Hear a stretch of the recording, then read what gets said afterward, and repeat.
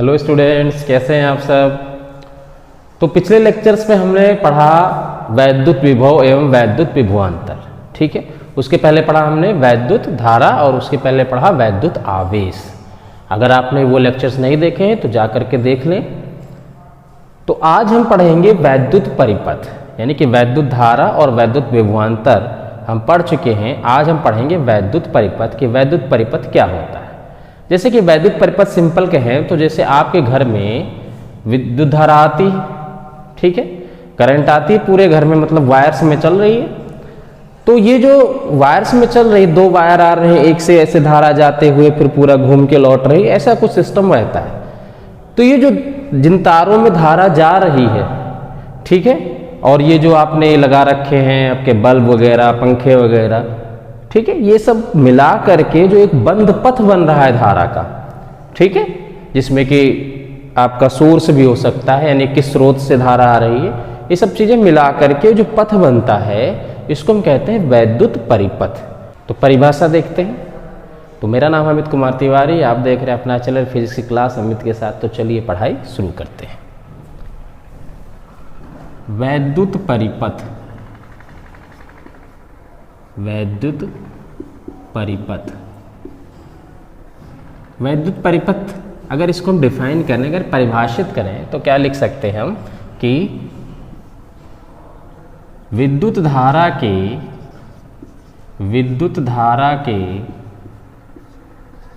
सतत एवं बंद पथ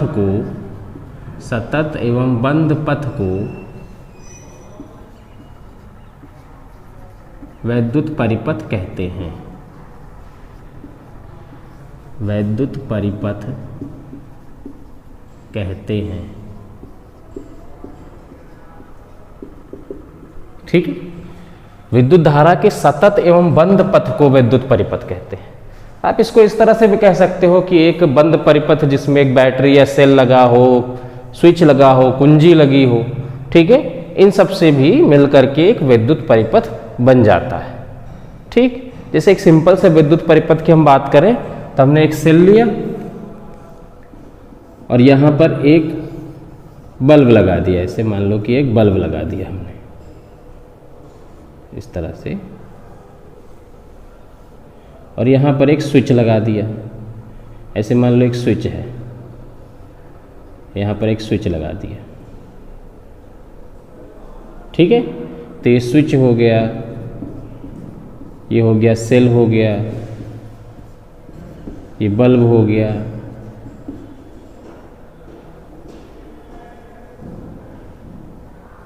अब क्या है कि इसमें सेल के धनात्मक वाले इलेक्ट्रोड से धारा निकलेगी, आई धारा यहाँ जाएगी, ये बल्ब जलेगा, वापस फिर लौट आएगी अगर ये स्विच ऑन हो तो।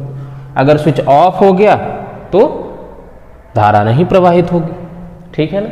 यानी कि जब स्विच ऑन है, धारा जब प्रवाहित हो रही है, जब धारा प्रवाहित हो रही है, ठीक है, तो इसको कहते हैं बंद परिपथ, ठीक है। जब धारा प्रवाहित हो रही है इस परिपथ में तो उसको कहते हैं बंद परिपथ, और जब धारा नहीं प्रवाहित हो रही है तो उसको क्या कहते हैं, खुला परिपथ, ठीक है, या टूटा हुआ परिपथ भी कहते हैं। तो बंद परिपथ और खुला परिपथ क्या है। बंद परिपथ क्या है,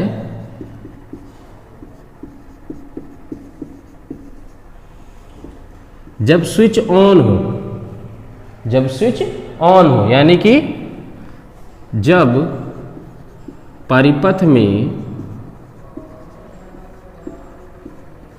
सतत धारा या विद्युत धारा प्रवाहित होती रहती है, प्रवाहित होती रहती है, तो परिपथ बंद परिपथ कहलाता है, बंद परिपथ कहलाता है,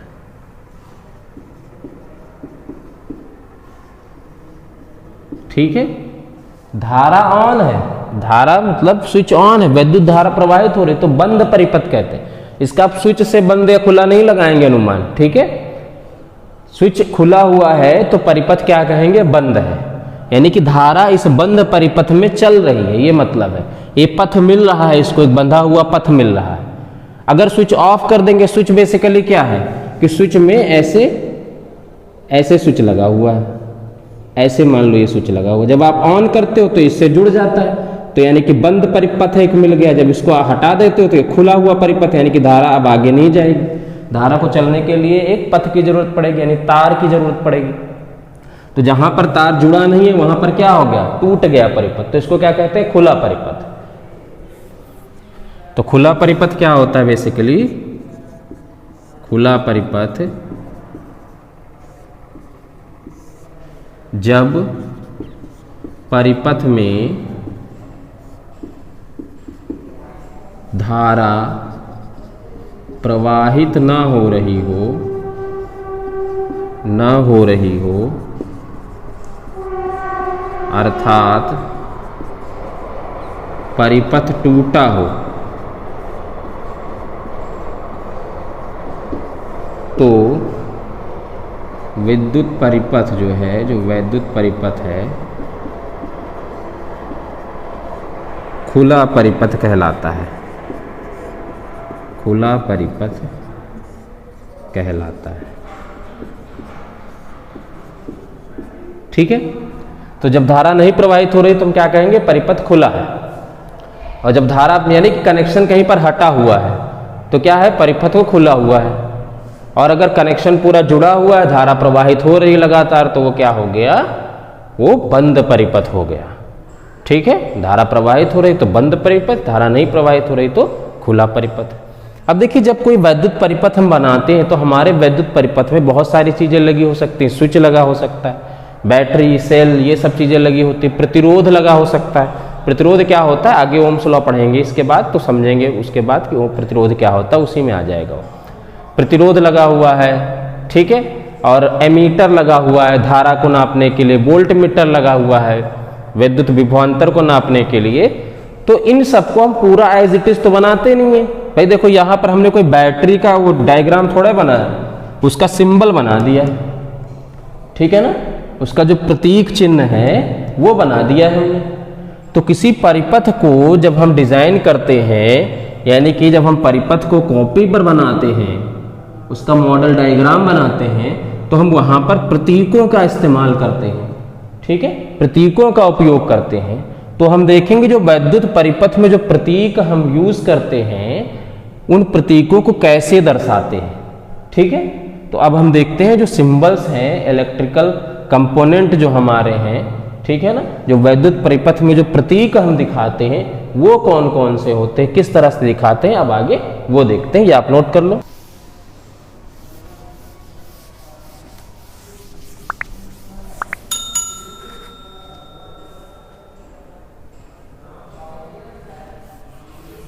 तो वैद्युत परिपथ के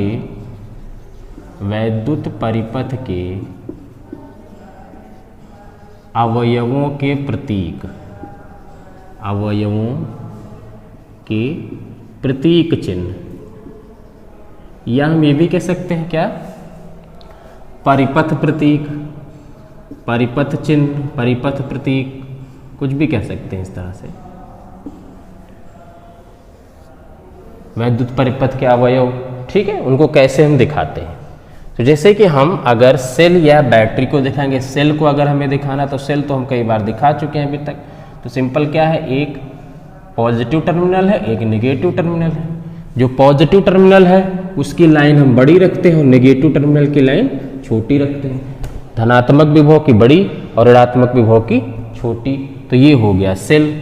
इसी तरह से अगर हमें बैटरी दिखानी है, तो बैटरी क्या होती है, जब कई सेल जोड़ देते हैं, एक से अधिक सेल जब हम जोड़ देते हैं तो उसको क्या कहते हैं, बैटरी कहते हैं। यानी कि हमने ये 3 सेल जोड़ दिए यहां पर, ठीक है, plus minus plus minus plus minus. तो अब ये क्या बन गया, अब ये बन गया बैटरी। ठीक है, 3 सेल जोड़ दिए तो ये बैटरी बन गया। इसी तरह से अगर हमें कुंजी दिखानी है, यानी स्विच, कुंजी का मतलब स्विच एक तरह से, तो कुंजी को 2 तरह से हमें दिखाना है। एक तो स्विच ऑन है, और एक स्विच ऑफ है।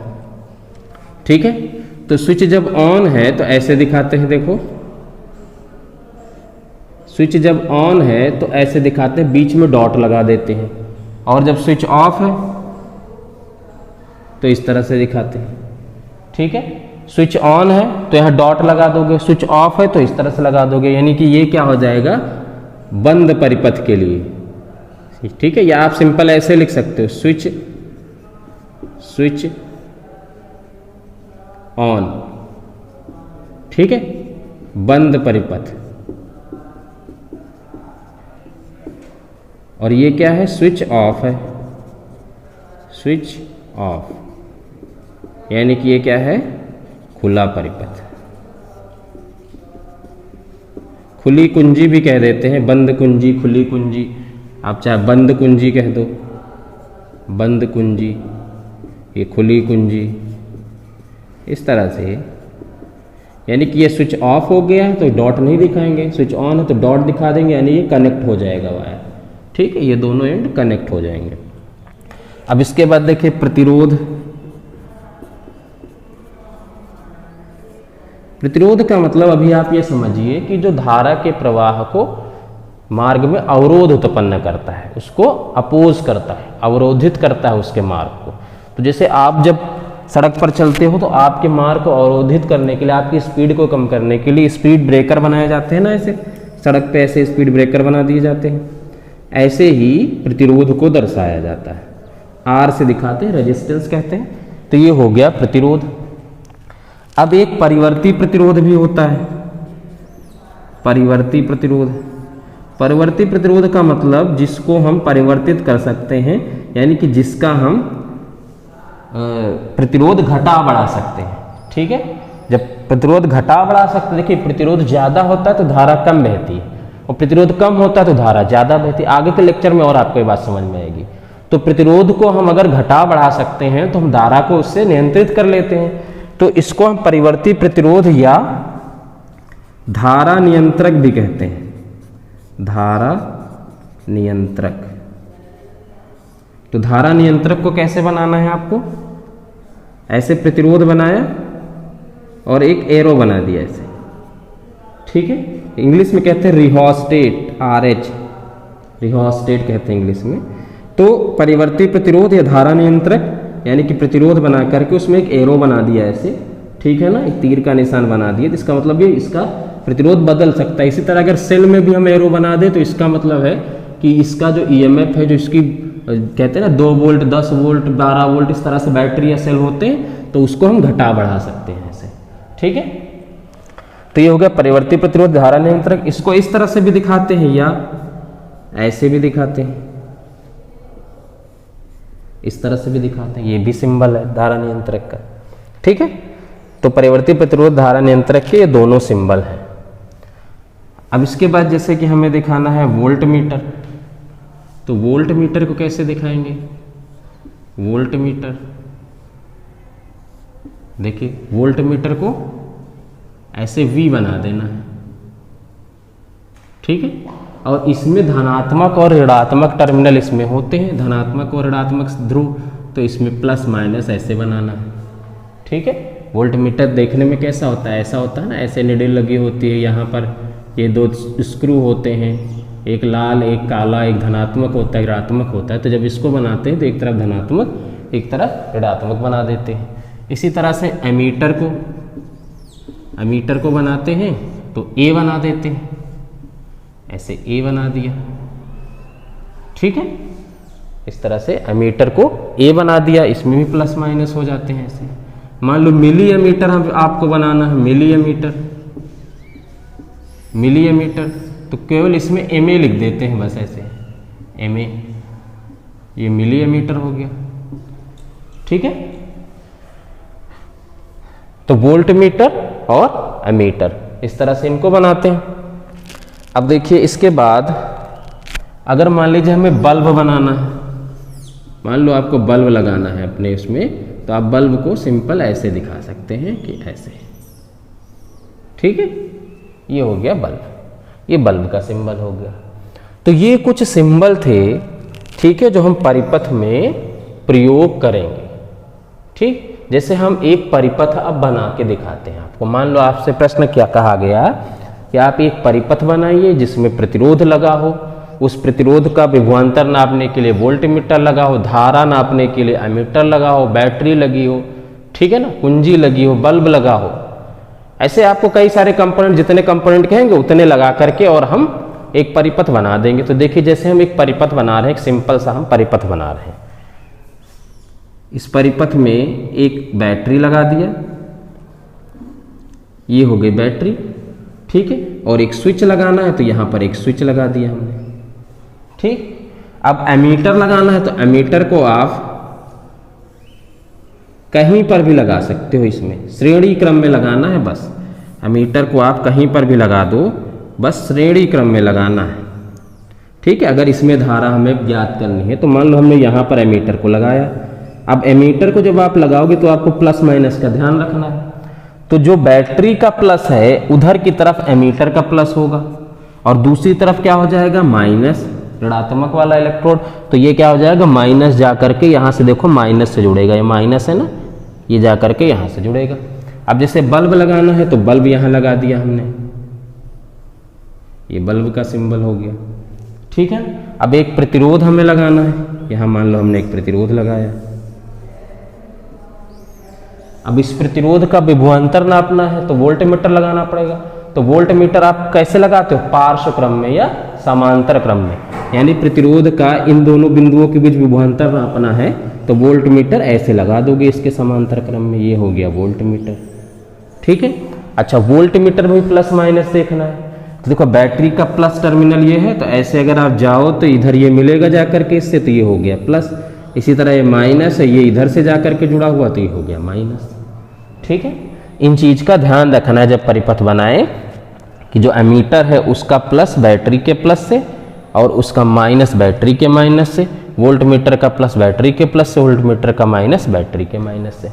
अब अभी धारा नहीं बह रही है, लेकिन अगर हम इसको डॉट कर दें यहाँ पर तो अब क्या हुआ, परिपथ जुड़ गया।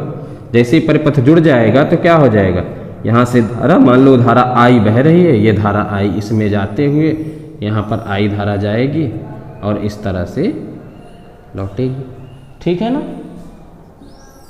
तो ये क्या है, ये है बल्ब, ये है कुंजी। अब जब आप ये बना देते हो ना तो लिखने की जरूरत नहीं होती, मैं लिख रहा हूँ केवल आप देख लो कि ये क्या क्या लगा हुआ। बाकी जब आप ये सिंबल बना देते हो, प्रतीक बना देते हो तो लिखने की जरूरत नहीं होती। जैसे ये है, ये एमीटर है, ये वोल्टमीटर है, प्रतिरोध है, ये सब लिखने की जरूरत नहीं होती कि कुंजी है, बल्ब है, बैटरी है, ठीक है ना। प्रतीक इसीलिए बनाए ही गए, ठीक है। अगर इसमें डॉट लगा होगा जाहिर सी बात है इसके परिपथ पूरा धारा बह रही है, अगर डॉट नहीं लगा तो खुला परिपथ हो गया, ठीक है, स्विच ऑफ हो गया। तो इस तरह से हम परिपथ में देखते हैं कि इन प्रतीकों का इस्तेमाल करेंगे आगे जितने भी हम परिपथ बनाएंगे इस चैप्टर में, ठीक है। तो ये हमने देखा कि वैद्युत परिपथ और जो प्रतीक हम यूज करते हैं वैद्युत परिपथ में, उन प्रतीकों के बारे में। अब अगला वाला जो टॉपिक है वो बहुत इंपॉर्टेंट है, ठीक है। उसके लिए आपको पिछले सारे टॉपिक देख लेने चाहिए ताकि और अच्छी तरह से समझ में आए, ठीक है। तो अगले टॉपिक पे हम पढ़ेंगे ओम्स लॉ। तो मिलते हैं अगले वीडियो में।